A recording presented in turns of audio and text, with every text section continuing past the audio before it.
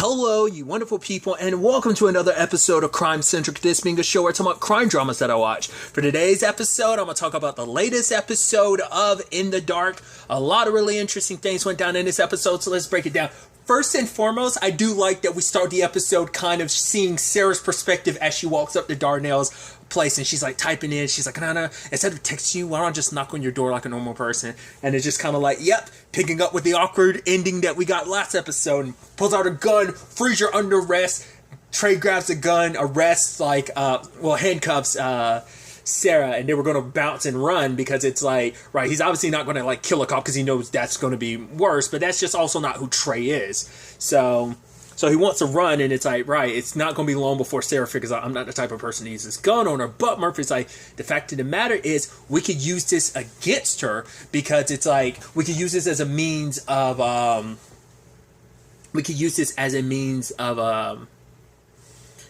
getting her to help us with this whole Jennifer Walker situation, in particular, get it to her brother. Because Trey knows, like, the reason why she's, like, deep in all of this, too, is because she unintentionally gave Darnell a heads up about them coming after Trey. So they're saying, like, we could use this information. Initially, Trey's kind of like, no, that's kind of crazy. And he's like, well, if I was listening for a second, which I'm not. She's like, which you totally are. He's like, all right. So it's like, they need to get into her phone. And I love that it's like, he just had to, like, you know, because, like, facial recognition. So able to get into her phone, found a text and everything. And it's just kind of like, when he says, like, oh my God, I thought he found, like, some sexy stuff, like, was between them or something like that on the phone, like, maybe some pictures, some text or something, but it's like, no, it's about all right, I found the incriminating evidence, and they come back in smug as hell. We got what we need to take you down, so you help us, or we send this to every, like, Chicago PD person, like, that's in your phone that has, like, an email address connected to the Chicago PD, so...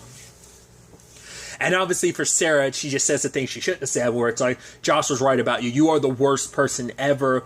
And she's just like, well, why? Because I want to do whatever I can to help my friend. But it's like, yes, it's an altruistic thing of why you're doing what you're doing. But Murphy is also the type of person, like, she goes far above and beyond to the point, like, it's like, you end up dragging everyone down with you. You end up using everyone around you. And that was kind of what Sarah was kind of getting at. Just kind of like, you're not a good person. It's like, why? Because I'm going above and beyond. It's like, yeah, but you killed Nia. It's like, once again, to be fair, she didn't kill Nia. Because it's also like, yeah, your friend, like, wouldn't have got mixed up in all this. You wouldn't even had to go through the whole situation of killing Nia if you hadn't gotten your, like, friend dragged into all this. It's like, truth be told is, yes, like... But, I mean, it's not just on Murphy. Because of what Murphy did, she ended up, unveiling a lot of stuff. Like, the chief wouldn't have gotten fired for being the corrupt bastard that he was. Nia wouldn't have been taken out of the equation. Dean wouldn't have been found out for who he was. Granted, his daughter would have grown up with her dad instead of him being gone. You know, and plus the, like, cloud that's forever going to be over Chloe's head because of who her dad was and what he was up to and just how he punched his own ticket. Just to not have to deal with the consequences of everything, of what he did, like killing Trey and everything, and also being responsible for Jules. He didn't kill her, that was Sam, but still.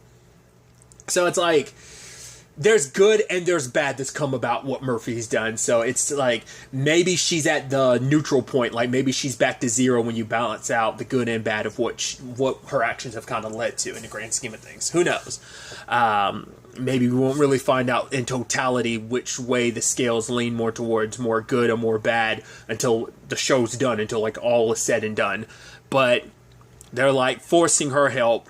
It's like, right, we need to go somewhere. Can't go to Sarah's place. We go there. People might be looking for her. So it's like, let's get out of here before Darnell comes back because he's coming back with food. So they go to the place Sarah used to work because that's open pretty late, up until like 10 p.m. to like 5 a.m. alone. And the moment Darnell comes back, he picks up his phone, gets the text from Sarah, and he's like, oh yeah, like, you're saying this, like, because you want to have sex all night. And I love that Trey's in this complicated situation, because, like, he's constantly having to ignore Darnell's text because he has Sarah's phone, and then Darnell's calling because he's feeling bad, because it's like, right, like, this is just something new, because Darnell hasn't been with anyone since Jules, and he kind of, like, he was able to kind of move forward, and Trey feels responsible, like, yeah, I'm going along with what Murphy's saying, but also, like, I am also kidnapping a cop, too, so that doesn't help my circumstances, especially considering I'm wanted for triple murder, even if I had nothing to do with it. This definitely doesn't look good for me, but, I thought was actually interesting. They don't really go into it, but when you think about like why Darnell was like freaked out, he's like he's like, you know, I figured like he was going to get worried, so he just goes by Sarah's place and he just waits there. But it's like understandable why, because the last time Darnell was in this exact same situation, he got cozy with a cop and stuff like that. That was with Jules, the last person he was with in general, and what happened to her. Like, I think like not being able to get in contact with Sarah, because obviously it's like, you were at my place, you were about to say something else, but it got cut off. Like, he's like, I got a bad feeling, because the way things played out with Jules, I think he's probably worried that same thing would happen. Like, he doesn't know what it is, so I think his mind started racing, and it just worried, like, oh my god, is it happening again, you know, to another woman I care about, like, you know. So like, that's where my immediate mind was, that like, that's why he's getting scared and worried, because like, well, the last time something happened, you know, was Jules. I mean, granted, at the time, he believed what they set it up to be, that, you know, she committed suicide, but then to find out later on, it's like, Nia's behind it, which, let's not forget, Nia's a sister. To find out your sister was responsible for killing the woman you love, or at least sending Sam to kill the woman you love, it's like, still complicated, and, you know, so... But, they're, like, running down all the leads to all the places that, Patrick could be, and ultimately they do go inside to talk to him. But beforehand, Sarah does have a heart-to-heart with Trey of like, right, you're doing this, like, you're kidnapping a cop, which for him, it's like, what's done is done. Because even Murphy was like, yeah, it is what it is. It is what it is. Because it's like, you know, we're already down this path. There's no changing it already. But it's like, you know, but Sarah's saying, like, Trey, like, you're already deep in this. Like, yeah, I believe Darnell when he said you had nothing to do with that triple murder, because you would never... He wouldn't lie to me, so I believe him. But you're doing this, adding on to like the fact that you're kidnapping a cop, like. But yeah, they go in and talk to Patrick, and Murphy is saying the things of like, right, like he's hiding something because he doesn't want to go down this route before he was interrogated for like 47 hours. So he's like, no, I'm not down with this. I'm not cool with this. I'm leaving. Because he ends up admitting like, yeah, he sold his sister's identity, but that was like. You know, and he said he did it for, like, drugs and stuff like that. But that's why I'm, like, a little hesitant, because I was like, does that really line up? Because, like, she went missing, but you only sold her identity recently. So, like, I guess, like, the argument, maybe it's, like, she left her stuff behind, and in this moment, like, I don't know. Like, would that be the GOAT? Like, because to me, there's a little... maybe I'm thinking too much about it. It just seems a little wonky, because I'm like, would you really immediate thought go like, okay, I'm going to sell my missing sister's ID? I mean, if you're a drug addict, you're going to do whatever you can to get money to get high. But I'm still like, I don't know, man. It just seems a little weird, like that would be your go-to like way of getting money. I feel like there would have been easier stuff to sell. Like, couldn't you have sold some of her stuff to get the money? Like, why specifically that? So that's why I'm like, it's a little odd. But obviously for Sarah, it's like, I get what you're doing. I worked in missing person. And it's like, you're grasping at every straw, because Murphy believes like, no, he's hiding something. There's definitely more here. But it's like, no, the guy was just worried. And obviously Sarah is like, you know, she believes him. Murphy doesn't. Trey's like, honestly, I believe him. And she's just like, Murphy's like, you guys are stupid. You're seeing what's in front of him. Like, how could you not hear? Like, couldn't you hear it in his voice? At first I was like, well, I mean, maybe, you know, but I'm also like, oh, I'm treating Murphy like she's Daredevil. But also, like, to a certain extent, you could say, like, well, you have to take that. I was about to say, like, you could say Murphy has a pretty decent bullshit radar, but it's like, well, she's kind of been manipulated before. Like, I mean, it's messed up to say she didn't see Dean for who he really was. And obviously, like, most recently, Felix and Max's lie to get her to Canada. So it's like, you know, you can't even count on that. But like, like I said, I'm almost treating her like she's Daredevil, Matt Murdock, of like, oh, let me listen in, like, oh, I can hear your heart beat. It's like, no, she's just, because she needs to believe that, like, this can all lead to Jess, so she's going to make her own justifications for everything of, like, he's definitely lying. He didn't give me the answers, he's got to be lying. Like, so, like, the thing is, I want to believe Murphy, but at the same time, it is the thing, because even Trey's kind of being like, yeah, Sarah's kind of making some point, because she's poking some holes in Murphy's logic, because it's like, right, once again, it is back to that thing, because a question has come up before of like, right, her brother, like, how would her brother mistake Jess for his sis? Like, if he has something, if that's what this really is all about, then why would he make that mistake? Like I said, I think there's something deeper and darker going on here that they're mixed up in a part of, but like I said, I think she witnessed something that she shouldn't have and got killed because of it. But it also, like, takes out what I thought before. Like, I was throwing out there, like, oh, I think the uncle is actually the brother. It's like, no, it turned, like, I was way off basis with that. So, once again, it kind of gets you, like, is Murphy just reaching, like, because that's also the thing of, like, right, because I guess they're thinking, like, I guess it's still going to be chalked up to either, like, everyone's like, well, Jess is dead, but then it's like, well, who killed her then? Like, if we're so saying, like, okay, she's dead, but then, like, who killed her if that's the case? Like, who would have motive to kill her then? If you're saying, like, this Jennifer Walter stuff has nothing to do with it, then why would she get killed? Because not unless they're still going to try and say, like, Josiah, like, was lying to you and still has something to do with it. But it's like, no, it doesn't seem like he did, but that's the thing of, like, yeah, you could say Jess is dead, but then, like, who murdered her and why? So I guess they're still going to chalk it up to the Josiah thing as kind of what that's going to be, or I don't know. So, but like I said, they interviewed Patrick and stuff like that, and that led nowhere. So it's like, right, let's go to the police department. Like he said, like, you know, there's got to be the recordings. Maybe there's something from the interrogation, which it's like, wait, you must be stupid. You literally want to go to the police department? Even Trey's looking like, are we really going? And just like, he kind of goes along with it. It's like, right, you keep the phone on. If anything, like, gets wonky, don't talk to anybody. Don't act weird. You try and do something. I turn the phone off. Immediately, these texts go public. You're done. Your career is done. So she goes in there. She's talking to Josh. And she uses it as an opportunity. It's like, it's kind of an asshole thing, but it's also like this way. She'd already talked to Trey. So this was just adding more fuel to the fire. Because she's just like, oh my God, so tell me about Murphy. Like, oh, she's manipulative. It's like, oh, she's a liar. Like, he's like, yeah, she makes you feel special. And just like, Murphy's just kind of like, ugh. And then Max, interesting that I would slip up there and say that, but Trey's just kind of like, yeah, he's like, she's like, you know, I like you. She's like, no, I get it. She's just trying to manipulate me. And then they're just like awkward silence because it's like, oh, like, and it's just, I love that, like, Sarah comes back and she's like, yeah, I got everything. And she's like, yeah, we heard you. We heard everything. Bitch. And I'm like, yeah, I can understand why Murphy's pissed, because it's like, yeah, you claim about Murphy being manipulative, but I guess it's like, right, to be the manipulator, do you have to be just as manipulative? Because it's like, right, I got to play that, like, I know Murphy's game, so I got to play it twice as hard if I want to, like, convince Trey to, like, work with me rather than her. But they end up going through the interrogation tapes and finds out, like, at the very end of it all, he breaks. He was basically taking people's SATs test or whatever for them, and so that's why he was covering for himself, because he was trying to get into college.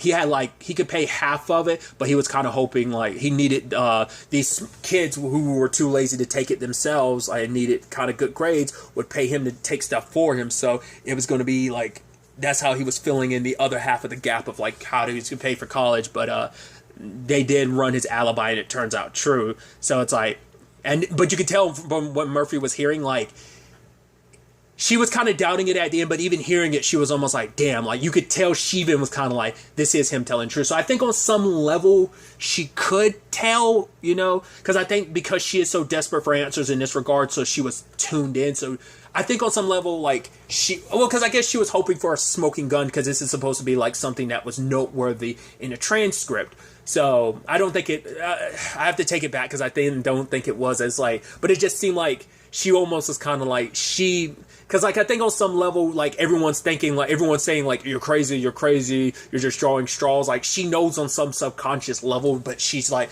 there's still another part of her subconscious is like, no. There's got to be something more to this, because I can't just give up on Jess. She's my best friend. And so that's all there is. So it's like, all loose ends, this is all a dead end. But for Murphy, it's like, it can't be. So she's going through the evidence. Sarah's like, gotta go to the bathroom. So Trey takes her and she's like, right, I don't actually have to go to the bathroom. Like, you see the manipulator that she is. Like, you think, you heard what Josh has to say. Like, you think that if you help her with this, she's gonna be happy. Nothing is ever gonna make that girl happy. Because it's also like what Josh said. He said, like, Murphy hates everyone, and when she likes you in particular, it makes you go, oh, I must be something special then if I'm, like, the one person she doesn't hate. Because, like, I mean, truth be told, is the one person in the world she will never hate. And, like, yeah, she has her issues with from time to time. It's like Jess. Jess is the one person that she, like, legitimately, like, because everyone else is like, yeah, Max and Felix, I would say, are exceptions. Everyone else is like, Darnell's kind of an exception. Her mom's an exception. Her dad, like, those lanes of things. But, like, it still doesn't change the fact that she will manipulate even those close to her, use them to get what she needs. And that's a sad thing of like, yeah, she has a good reason for why she's trying to do it. She's trying to save Jess, trying to find out what happened to Jess. You know, obviously with the whole Riverdale situation this week, a conversation of closure at the very least. Murphy's not going at this like, oh, I'm gonna get closure, like finding out what happened to Jess. It's like, no, I'm gonna find Jess and she's gonna be okay and everything's gonna be fine. But people keep doubting her, and that leads to her like feel like she's probably wasting time. And it's just like, all the time I'm wasting could be time we could be using finding Jess. That she's the more time we waste, the closer she is to potentially getting killed or being killed. So, but despite everything, Trey still wasn't listening to her until they go back in, and then Murphy's like, "Oh, you see these bracelets? I've got it all figured out." And it's like, "Okay, you sound and look on your face, you're so sure now, even though you were so sure before." It's like, "Yeah, you seem like so loony and crazy right now. You seem like, you seem like someone with a tinfoil hat on in the corner, like, oh my God, I figured it out. The answer is cheese." It's kind of like that type of situation. So Trey goes, "All right, so I'll take your deal. Don't come after me or Murphy. I'm going to copy these texts. I will delete them if the cops don't come after us within the next hour." And she's like, "How am I supposed to just trust?" She's like, "Yeah, kind of don't have much choice." And then, you know, as they're leaving, Sarah's like, "Yeah, don't underestimate me either. You're kind of smug about it." And sadly, this blew up things between her and Darnell, because it's like, your friends, like Murphy and Trey, like, they kidnapped me and stuff like that, which Darnell's like, I had nothing to do with that, but it was like, something nice was beginning. Once again, you deserve something nice after, like, everything you've been through. Jules is dead. Your sister's dead. Things being the way they are with Jed, like, there's a lot of just crap coming his way. And it's not just Murphy that's kind of like, he's probably done helping Murphy, but also Trey is kind of like, damn, I screwed things up. My boy Darnell had my back. He was trying to help me out. He went above and beyond to help me to make sure I didn't get arrested. And what do? I betrayed him. Like, I screwed things up between him and Sarah. Like, Trey legitimately felt bad for that. And it was like, once again, it was like the Felix thing all over again, where Murphy's like, right, this bracelet means something because her only friend was Susanna, so if she broke it, there's got to be something there, right? And it's like, Sarah, it's like, yeah, if Sarah's not here, I'd let her go. What? And it's just like, Trey, it's like, you might think you like me, but yeah, you are manipulating me. And it's like, kind of think whatever you want to. And it's like, he's like, I can take you to the bus station so you can get to Susanna's place. And it's like, you know what, just take me to Leslie's place, and that'll just be it.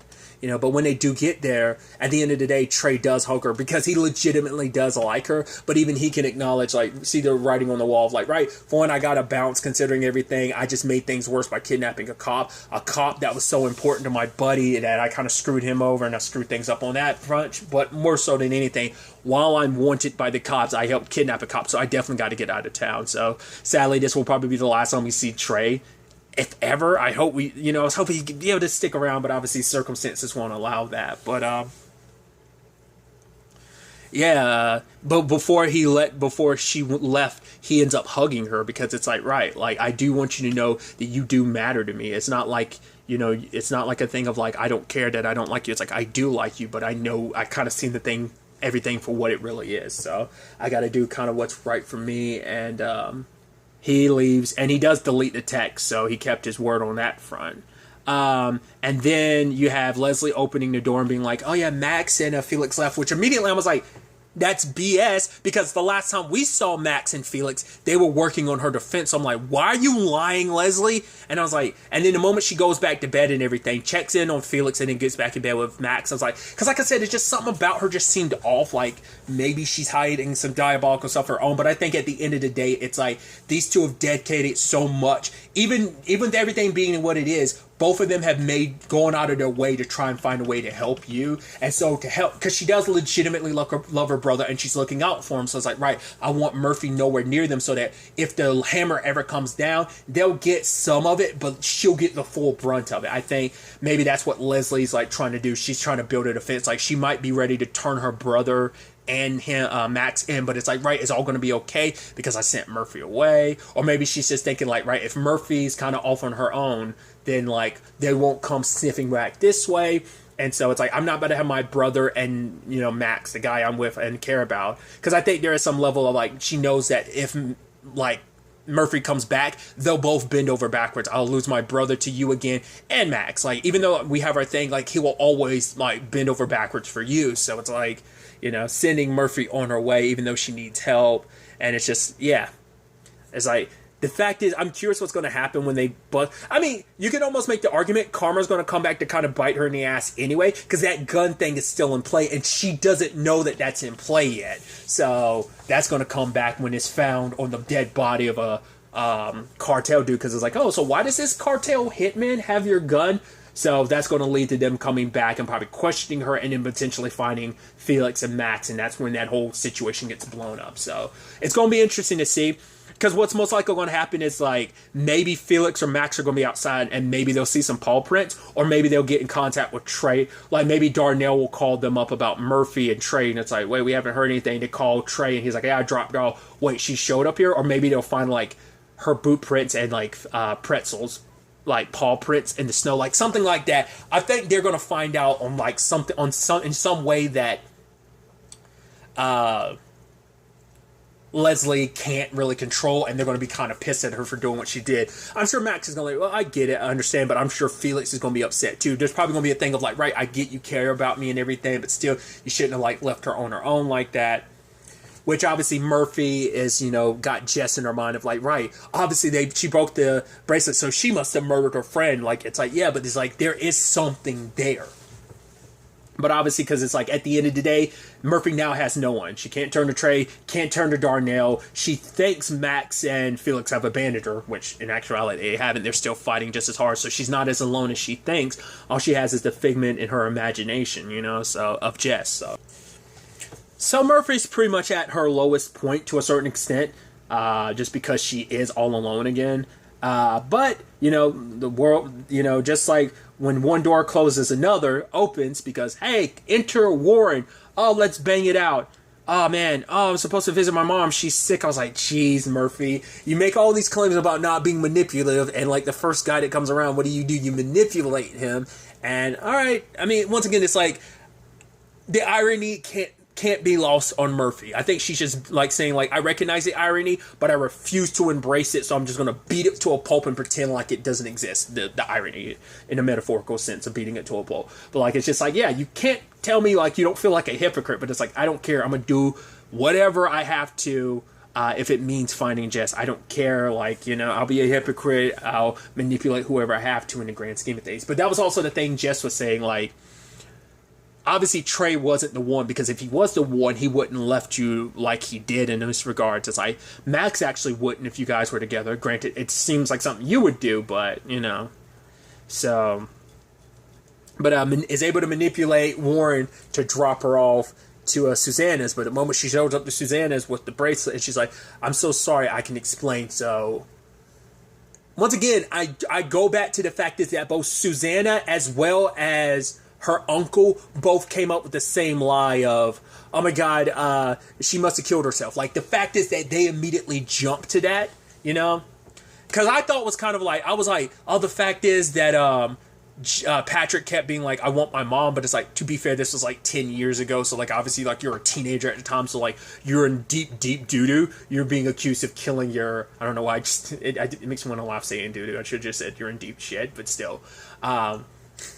The fact is that you're in trouble like that. Of course, you're going to want your mom like that. I've kept being like, is there something more to that? Like, I don't know. Like, I was probably reading too much into that. So you add that on top of the fact is that, but like that whole uncle and her best friend Susanna saying that like line of like, right, she most likely killed herself, like that they went down that route, because it seems like Patrick nor his mom did, because Patrick's like under belief that his sister's dead, because that's what kind of led to his drug habit and everything, is because he, like, after the interrogation, it's like, right, if I hadn't been doing what I was doing, like if I kept thinking like, oh, my sister will wait for me, it's fine, like just a decimal, like I struggled on this one word problem, and that's what kept me late from picking her up. And if I had picked her up on time, like he's been blaming himself this entire time, so that's why he doesn't want to talk about it, because he's drowning in his own guilt about it. So now, like I said, what this is all about, whether like Susanna really knows about what's what, and maybe the uncle does too, like there's some covering up of something. Like I said, like I think Jennifer witnessed something she shouldn't have, and that's why she's in trouble. And whoever it is associate, like, because it is like whoever it is must, because once again it still doesn't explain, like, because whoever it is would know that they've taken care of Jennifer, so why would they take Jess anyway? So that's still like the loose end I'm not quite being able to fill in of like what that is. We got 2 episodes left in the season to kind of like get to the heart of all this, but I think Murphy's going to get some answers next episode. It's definitely going to be interesting to see where all of this ends up taking us going forward into the next episode, but I don't think we're going to get all the answers. Maybe we'll get some of it, and then the season finale would just be the conclusions, or at least we get some of the puzzles pieces pointing us in the right direction, and then like the full-blown conclusion of everything fitting together comes up in the season finale. Whatever the case may be, I'm excited to see where we go next episode. But really, that's all I want to talk about. Till next time we meet, be happy, be safe, live life to the fullest, and enjoy it. Good day, and goodbye.